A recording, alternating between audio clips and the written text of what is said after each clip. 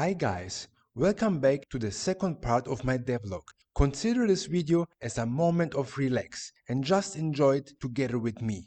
Today we will discover together how the game evolves from this flat image to that cool animation. Let's talk about my game. Last time we saw how I modeled my main character in ZBrush. Now we have to make in a way that our muscular friend is able to walk around, to jump and to do other kind of moves. The first step is to export the 3D model and its materials from ZBrush into the software which is able to create animations. ZBrush can do many things, but not character animations. For this purpose, there are many other alternative softwares. Many of my followers have asked me a lot about game developer softwares. If you want that I make a video purposely about this kind of informations, let me know this in the comments. It would be such a pleasure for me to give a helping hand to who likes to start to make video games. So just ask and I will give you. The software that I'm using to make animations is called 3D Studio Max. It is a standard software in the game industry for 3D modeling and animation. After I have imported the model in 3D Studio, the next step was to assign the textures that I got from ZBrush into the material editor of 3D Studio Max. The material editor is an important part of the software. It makes in a way that I can choose and set up different kinds of materials like metal, fabric or skin. Basically the materials of our hero. All this will be very important in the final result for the game quality. The next step was to decide about the lighting. Illumination is so important because it creates a certain kind of mood and atmosphere, and it shows in different ways the details of your 3D object that you are illuminating.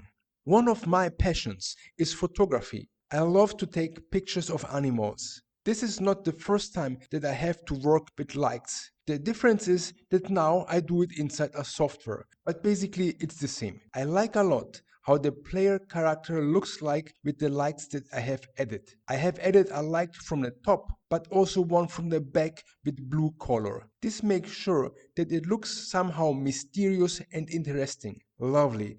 I'm very satisfied about the result. As you remember from last time, I have made two different bodies. One is quite sporty, the other one is super muscular. And additionally, I made also two different kind of helmets. I must say, I like both a lot. The skull-shaped one looks even more badass than the golden Spartan helmet. Let me know in the comments which one you like most. By the way, I wanted really to thank you from the deepest of my heart. I was overwhelmed by such a big number of likes and awesome comments for my first devlog. This is so amazing, guys. To know that great people like you love my work makes me want to go on and gives me so much motivation. Having so many fans helps me a lot to keep on track. So please continue like this. You push me so much to go on with my game and also with this devlog. I got so many messages from you guys and many people have asked me if in my opinion it is too late for them to start game development. I told them, what are you talking about, my friend? I am almost 50 years old. It's never too late. Those guys seemed really cheered up from my answer. So I thought, let me tell this to all my fans, not just to 20 or 50 people, but to everybody. It's never too late, guys. If I can do it, you can do it too. I'm just a humble man living in the beautiful Toscana who likes to play retro games and who has passion for fantasy art and drawing. So my answer is yes. I'm pretty sure that you can do it too if you really like to start game development.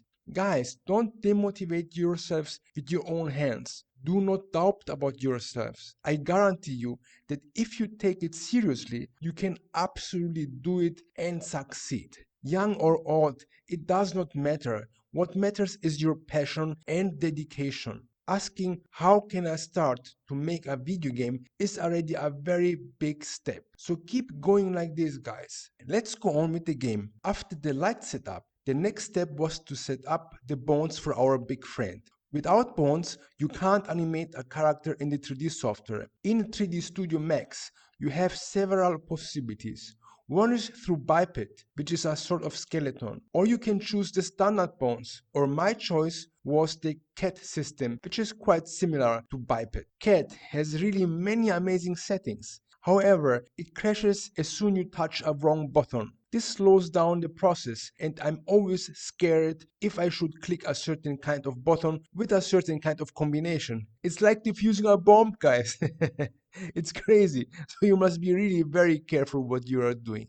CAD allows you to use a pre-made skeleton, but I prefer to make the bone structure by myself. This allows me simply to have more freedom and to fit that skeleton to the shape of my character. The great thing in CAD is that once you have made the bone system and you run a walk animation cycle, during that cycle you can modify in real time the settings and decide which way your character should walk according to the muscle mass or body configuration. That is really amazing. You could make a walk animation also manually without cat or biped, but it would take so much more time, and in the same moment it would not look great as with cat. Now, my friends, I will share with you a secret. After a few researches, I came across an online tool called Mixamo. Mixamo, which is owned by Adobe, offers to Adobe users free motion capture files. This means that if you have a model, you can assign to that model pre-made movements.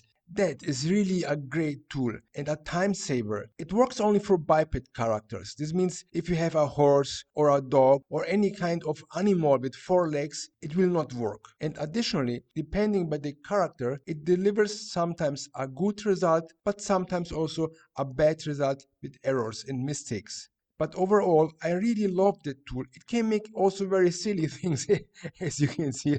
Look at that. So every time I see that, I have really to laugh. So it looks too funny. Keep in mind only this little thing. Once you have exported everything from Mixamo, probably you have to make corrections inside 3D Studio Max. So nothing is really 100% perfect, but you can adjust everything. Don't worry. After all these steps, the next big step was to render each frame as PNG image with a transparent alpha mask. I used the render engine V-Ray to do this. I like it a lot, but there are really many other kinds of render engines that you can use. As you can understand now, my game is a 2D game, even I make my assets and models in a 3D software. The next step is to bring all those PNG images, called also sprites, into the game developer software Construct 2. That one is the engine that I use to make games. There are really many engines for this purpose. If you like that I upload a video on how to start a video game or how to make a video game, let me know this in the comments. Now,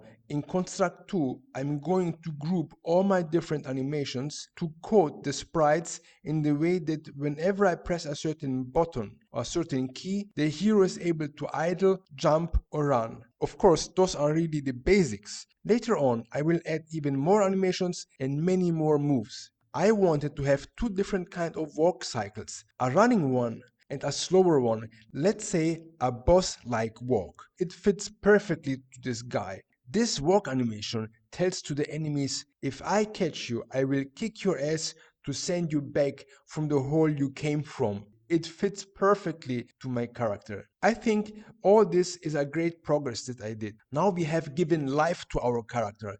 I love it so far. I'm very curious how this devlog will continue. It takes time to make a game because it is made from so many different parts, as you can see. Game development is a lot of fun if you like video games. I'm not telling it's easy because there's a lot of work behind, but once you have made a game, you can tell I made a game, and that's amazing. I remember the day that I have pressed the release button for my game Remote Life. This feeling was really unique. Let me know in the comments 2 different things. The first one is this: would you like a video that explains how to get into game development, including softwares, and what beginner steps you have to do? And the second question is this: which helmet do you like most, the golden one or the skull-shaped one? And now guys, from now on, the game has a name, and the name is CRUDE.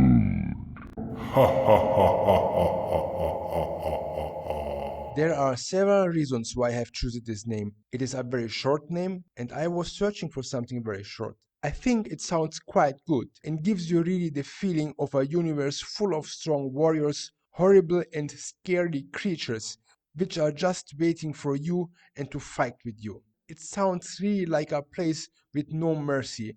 The strongest wins, right?